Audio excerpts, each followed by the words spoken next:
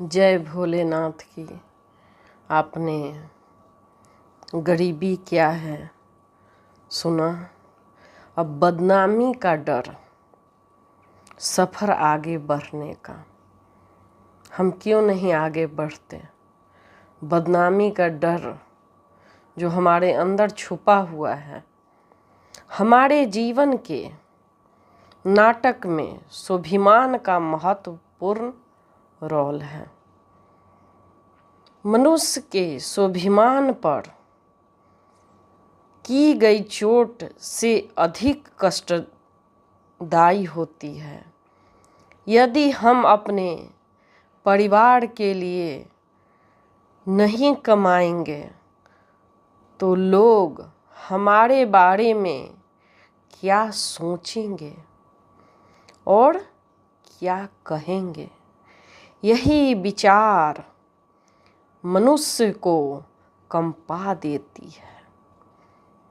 इससे हमारे स्वाभिमान पर गहरी चोट लगती है। लोग सोचते हैं कि जो मनुष्य कमा नहीं सकता वह मानसिक दृष्टि से हीन या कमज़ोर या लाचार है। हमारे अंदर इस तरह बदनामी का डर बैठ जाता है।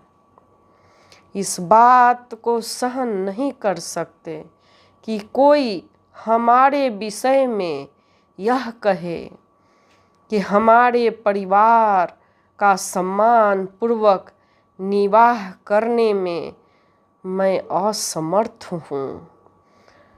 मन पर इससे बड़ी और कोई चोट नहीं हो सकती।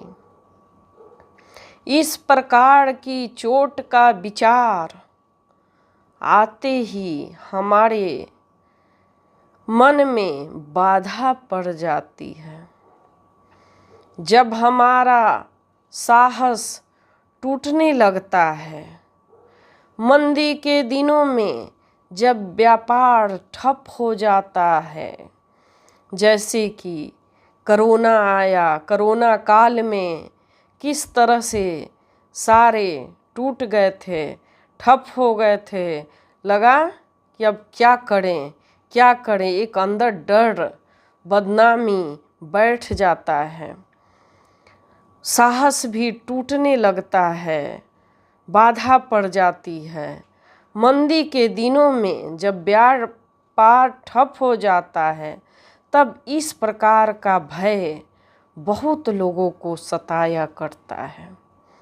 हमें सोचना चाहिए, क्या भय का भाव हमारी कठिनाइयों को हल करने में कुछ सहायता कर सकता है?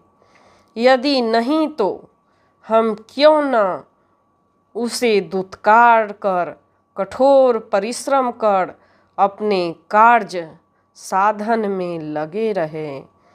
हम हाथ पैर ढीले छोड़कर बैठ जाएंगे तो संकट और आता ही होगा और आ जाएगा।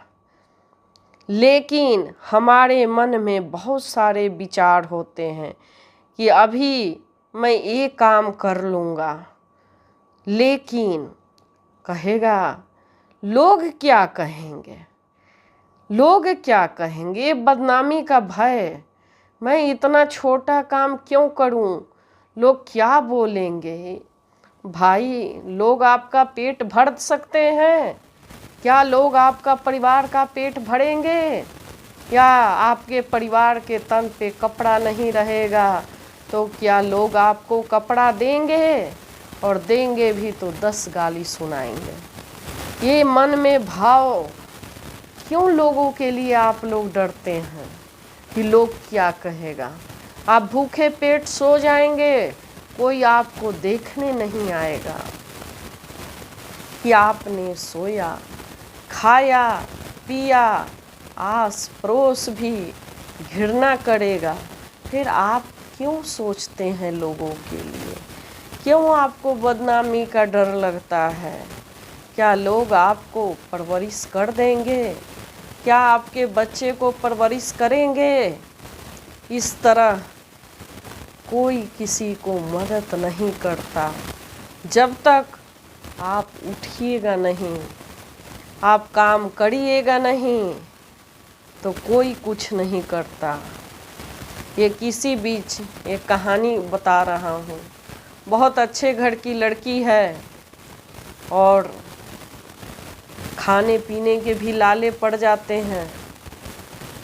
ब्राह्मण घर की लड़की, क्या करेंगे, लोग क्या कहेंगे, यही परेशानी है। लोग क्या कहेंगे, खाने को पेट नहीं भरेगा, लोग क्या कहेंगे। उस लड़की ने कुछ पढ़ी लिखी नहीं थी, बोली कि हम काम करेंगे, साफ सफाई करेंगे, बर्तन धोएंगे, लोगों का जूठा मांजेंगे।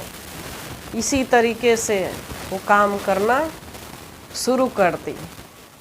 पटना छोड़ के कहीं और शहर चली गई, वहाँ जाके काम करने लगी। अब देखिए, वहाँ उसको लोगों का डर नहीं है, बदनामी का भय नहीं है, क्योंकि लोग उसे नहीं जानता।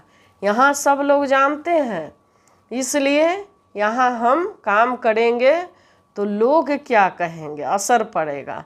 अब दूसरी जगह जाकर उन्होंने अपना काम बहुत ईमानदारी से किया, साफ सफाई करने लगे, झाड़ू पोछा करने लगे। कुछ दिन में अपने पति को बुलाया, पति भी फैक्ट्री में काम करने लगे, बच्चे भी काम करने लगे। और कुछ दिन में शादी में रोटी वोटी बनाने का काम मिलता है, उसने 4-5 लेडीज को रख के काम शुरू कर दिया और रोटी बनाने लगी। पार्टी में जा के काफ़ी पैसे कमाया। आज उसके पास घर है, गाड़ी है, बच्चे पढ़ रहे हैं स्कूल में। तो क्या वो यहाँ पे रह के ऐसा क्यों नहीं किया? ये दिल में आता है ना कि अपना ही गांव है, अपना शहर है, हमने क्यों ऐसा नहीं किया? क्यों ऐसा नहीं किया? क्या उसके दिल में दर्द नहीं होता होगा? लेकिन यहाँ लड़ने की शक्ति उसमें नहीं था। यहाँ बदनामी का डर था। उसके माँ बाप को लोग क्या बोलेंगे, उसको सास ससुर के लोग क्या बोलेंगे, उसके ननद नंदोई को क्या बोलेंगे, मेरे बच्चे को क्या बोलेंगे, मेरे पति को क्या बोलेंगे। और बाहर शहर में जाके काम करने लगी तो डर नहीं था उसके अंदर, डर नहीं था, बदनामी का भय नहीं था उसके अंदर।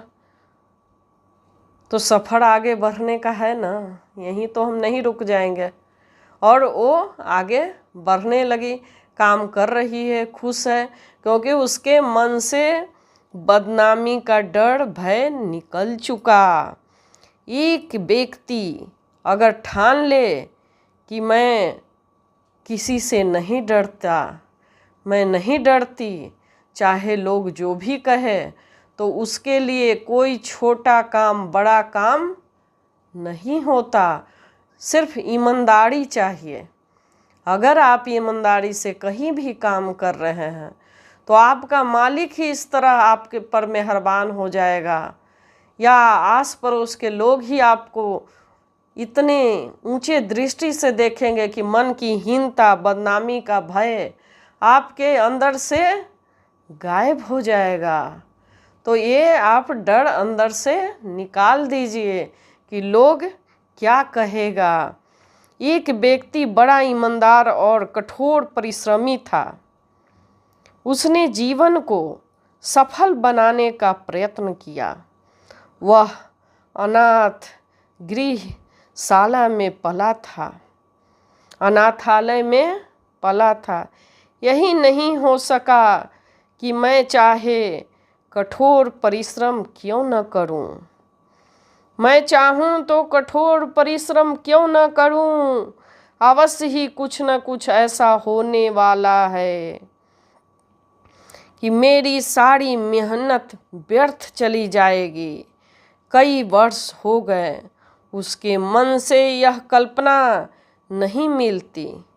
बुढ़ापे में पुनः निर्धन उसी आश्रम में जाना पड़ा। इसका अर्थ समझे, एक लड़का जो अनाथालय में पला बड़ा है, वो अपने आप को डर में ही जीते रहा सारी जीवन कि नहीं लोग क्या कहेंगे, लोग क्या कहेंगे। ऐसे वो हमेशा कठोर परिश्रम करने के बाद ही लोगों के डर से वो बूढ़ा हो गया, लेकिन वहीं पर वो गरीब ही रहा और वहीं आश्रम के पास मौजूद रहा। उसके अंदर वो डर त्यागने की हिम्मत नहीं हुई।